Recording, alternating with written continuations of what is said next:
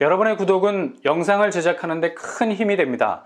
영상을 보시기 전에 구독과 좋아요 꼭 부탁드리겠습니다. 아울러 회원이 되시기를 원하시는 분들은 유튜브 채널 홈피 구독 옆에 있는 가입 버튼을 눌러주시기 바랍니다.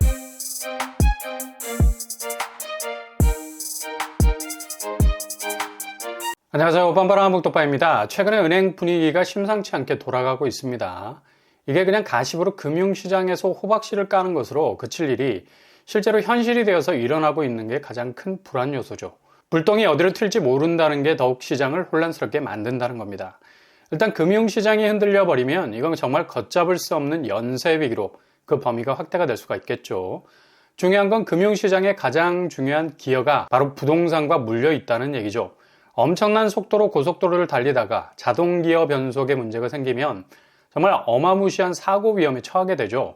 지금 상황이 딱 이런 분위기라는 얘기입니다. 미국발 기준금리 인상에도 금융시장은 그래도 꿋꿋하게 잘 버텨왔고 오히려 금리 인상 덕에 최고의 호황기를 맞이했을 정도로 반사이익이라는 달콤한 꿀을 빨아왔는데요. 근데 그동안의 기준금리 인상 여파가 그대로 금융시장 자체에 시한폭탄을 달아놓은 것과 같은 언제 터질지 모르는 내관이 되고 있습니다. 특히 엊그제 벌어진 도이체방크 위기설이 본격적인 도마 위에 올라섰죠. 이게 연쇄적인 스멜이 나는 게 미국 실리콘밸리, 시그니처, 그리고 퍼스트 리퍼블릭까지 옮겨붙다가 대륙을 넘어가 버렸습니다.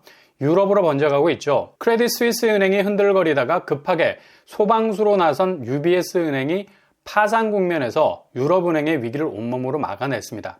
근데 코코본드라고 불리는 AT1 신종 자본증권 160조 원가량이 그냥 휴지 조각이 되어버리는 손실 처리, 상각 처리를 해버렸습니다. 여기에 투자를 했던 수요는 그냥 망연자실, 비트코인 대폭락과 같은 지옥을 경험하게 된 겁니다. 그러니 크레딧 스위스 은행의 위기를 제대로 막았다는 느낌이 들지가 않는 거죠. 일단 은행 인수 과정에서 손실액이 너무 컸다는 것이 뼈아픈 대목이고요. 그대로 금융시장 트라우마가 되어버린 겁니다. 보이지 않는 공포심리가 풍선이 터질 만큼 시장에 유입이 되기 시작하면서 유럽 최대 은행이라고 불려도 전혀 손색이 없는 도이체방크가 CDS, 신용부도 스와프 프리미엄, 그러니까 은행의 건전성을 평가하는 지표인데 220bp 정도로 치솟게 됐습니다. 이건 2018년 이후로 도이체방크가 상당한 위기 속에 있다는 적신호가 켜졌던 그때보다 더 위로 올라간 수치고요. 그러나 신용부도 스와프가 그날 그냥저냥 살짝 내려가기는 했습니다. 그럼에도 불구하고 앞으로 도이체방크도 코코본드 AT1 발행이 크레딧 스위스 경우에서처럼 전액 영원 처리가 된 사례에 비춰서 이후로 이런 리스크 때문에 더 이상 코코본드 발행이 어려워지면 자본 조달이 상당히 까다로워질 수 있는 은행으로서는 최악의 경우인 유동성 위기에 처할 수도 있다는 불안 심리는 확대가 되고 있다는 얘기죠. 이런 이유 때문에 이날 도이체방크 코코본드는 27%까지 급락을 했습니다. 이게 어찌 보면 시장의 막연한 공포 심리에서 시작된 분위기일 수도 있어요. 전혀 도마 위에 오르지 않을 수도 있는 문제가 이전에 금융시장 손실액에 대한 트라우마가 작동을 하면서 없었던 현실이 실제로 금융 시스템 안에서 새로운 문제로 부각이 된다는 얘기고요. 중요한 건 먹잇감을 찾는 공격적인 헤지 펀드들이 이렇게 약한 고리를 가지고 있는 은행들을 노리고 들어온다는 얘기죠. 특히 금리 인상으로 가장 큰 수익률에서 타격을 보고 있는 분야가 바로 부동산 부분 아닙니까?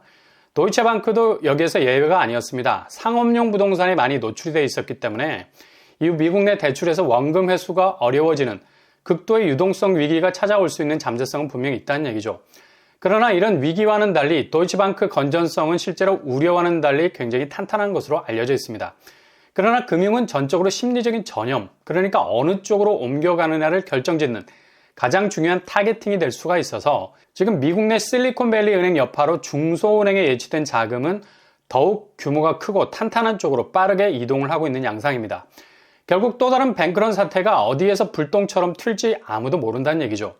물론 미국 유럽 은행의 자산 규모는 조 단위의 손실 처리액이 나와도 끄떡하지 않는 항공모함 같은 방어력을 가지고 있습니다. 그러나 이게 수익률이 크게 악화된 미국 국채 시장으로 번지게 되면 걷잡을 수 없는 위기로 번지게 되죠. 일례로 영국 금융 헤지펀드 로커스 캐피털이 미국 국채에 몰빵을 할 정도로 엄청난 투자를 했었는데 선행지표격인 실리콘밸리 은행이 국채 손실액 때문에 무너지지 않았습니까? 이렇게 국채에 투자했던 금융기관이 엄청난 손실을 볼 가능성이 더욱 높아지고 있다는 얘기죠. 미국 국채는 지금 3.4%대로 떨어져 있어서 이후 여기에 투자한 헤지펀드들이 휘청거릴 위험에 노출이 돼 있다는 얘기죠. 그러니 봄을 맞이하면서 정말 벚꽃 피는 순서대로 골로 갈 수 있는 위기가 몰려올 수도 있는 겁니다. 이건 국내 금융시장이 더욱 긴장할 수밖에 없는 부분이고요.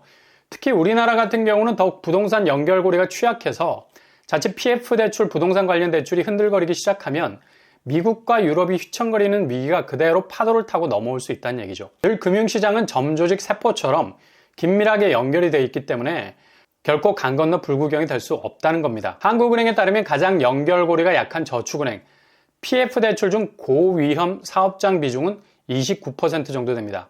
그리고 구체적으로 전체 비아파트 후분양 관련 대출은 각각 85%, 65% 정도에 이를 정도죠. 지금 비아파트 분양은 거의 혹독한 겨울을 맞이하고 있고요. 분양 성적이 그냥 접시에 코를 박을 정도로 뻔히 보이는 불황에도 불구하고 스스로 위기를 자초하고 있는 상황입니다. 일단 저축은행 업계는 금융업권 중에서 가장 까다로운 PF 대출 감독을 받고 있는 상황이라서 지나친 우려는 기울 수도 있겠지만 일단 원금 회수가 원활하지 않는 연체율이 2021년에 1.2%에서 2022년 9월에는 2.4%대로 2배 가까이 뛰게 됐다는 얘기죠. 이게 충분히 위험 요소가 될 수가 있죠. 그러나 저축은행에서 PF 대출 시 자기 자본의 20% 이상을 조달을 할 수 있어야 대출이 가능하다는 점이 일종의 안전장치일 수 있겠습니다. 그리고 예금 보증이 되는 5천만 원 이하 비중이 97% 정도라서 유동성 위기에 대처할 수 있는 부분은 충분히 있다고 봐야죠. 아직은 국내 제2금융권이 그리 심각한 상황은 아닐 수 있는데요. 그러나 항상 금융은 몰빵이 대박이 나건 쪽박이 나건 양당 간의 결판이 날 때가 많습니다. 이렇게 어마무시한 대출 규모가 특정 분야, 부동산과 건설업에 몰려있는 상태에서 부동산 경기 위축으로 인한 사업의 불확실성, 미분양 사태, 특히 지방 미분양은 극에 달하고 있지 않습니까? 리스크 수준이 상당히 올라갈 가능성 높아졌습니다. 자기 자본의 5배가 넘는 부동산 관련 위험성, 우발 채무를 지고 있는 건설사는 거의 10%에 달하고 있는 상황이라서 이거 단지 금리 인상 여부에만 꽂혀 있다가 자칫 115조 PF 대출 댐이 우르르 한순간에 위기를 맞이할 수도 있다는 얘기인데요. 이게 그냥 우려로 끝나는 것이 가장 좋은 시나리오인데 지금 미국발, 유럽발 은행위기가 이만저만 공포심리를 조성하고 있는 게 아니죠. 정말 일찍 만개한 벚꽃 피는 순서대로 위기가 닥치면 아찔한 상황이 전개가 될 수도 있겠습니다. 부동산 시장의 대외 여건이 정말 양파 껍질처럼 한 겹 떼어내면 또다시 다른 한 겹의 위기가 기다리는 알 수 없는 혼돈 속으로 들어가고 있습니다. 대비를 잘 하셔야 되겠습니다.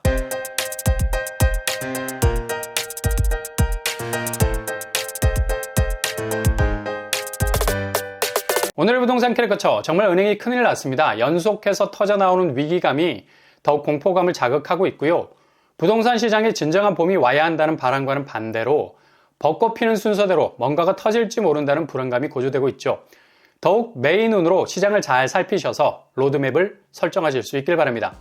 오늘도 응원합니다. 꽃길만 되실 수 있길 바랍니다. 이상으로 뻔뻔한 복덕방을 마치겠습니다. 구독과 좋아요 부탁드립니다. 감사합니다.